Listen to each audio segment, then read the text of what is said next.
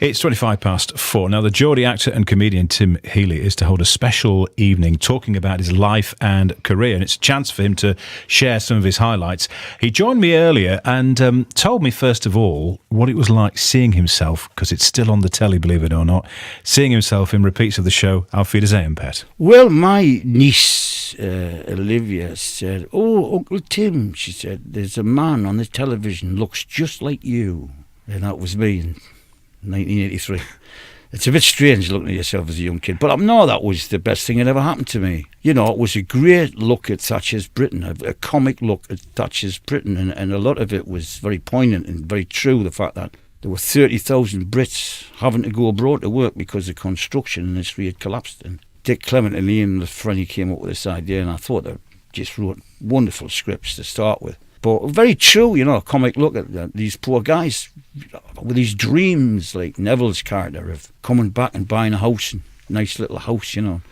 What happens, you end up in a hut and down the pub and come back skint. Dreaming about Brenda. Sad, really, but true, you know, dreaming about Brenda, yeah.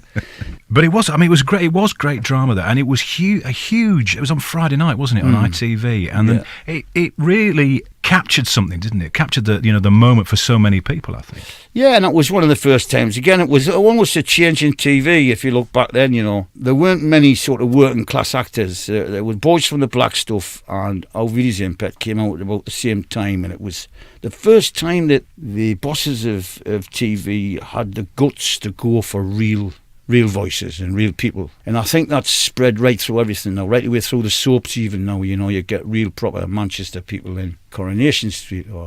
But before then, you know, the acting profession was basically middle class, you know, and you got posh people trying to do terrible regional accents. Well, you still do, don't you, in certain programmes? I'm not going to mention any names, but you know. But not so much as then, you know. Yeah. It's like, did you... Blonky Blimey, you're an American, you want to take a nice cup of Rosie, you know.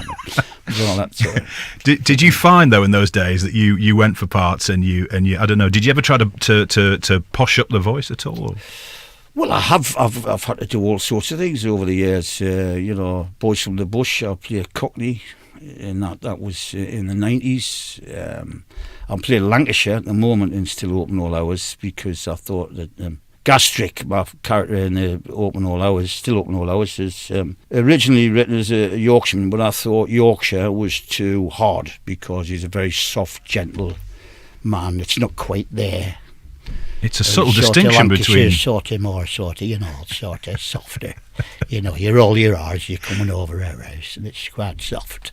Whereas Yorkshire's sort of, you know... tougher. How's that doing? You know, it's a bit rough, like, you know what I mean? But, I can play posh, obviously, but I can do any accent, really. But, again, even now, casting directors are a bit frightened, you know, to have me, you know, talk like that all the time and be rather posh, you know. It's a bit like when you see... They don't see that, like. Yeah. They think it's a bit of a gamble, I think. Yeah. But why? Well, exactly. It's only a voice, isn't it? Exactly. It's only a voice. Tim Healy, speaking to me earlier on. We'll have more from Tim in the next hour of the show, but if you want to go and see him talking about that and indeed a whole load of other stuff, then it's on the 16th of November. It's at Blakelaw Club, and it's in aid of a friend of his, an actor called David Whitaker, who, along with Tim, was one of the founders of the Live Theatre. And David suffered a stroke. He needs round-the-clock care now and is in a home in Hetton. And basically that's what Tim is doing. It's for to help one of his mates out. So anyway, 16th of November at Blakelaw Club. I'm sure it's going to be a grand night. And as Tim mentioned to me earlier on, someone very, very important to him. And he's hoping to get plenty of support from the community.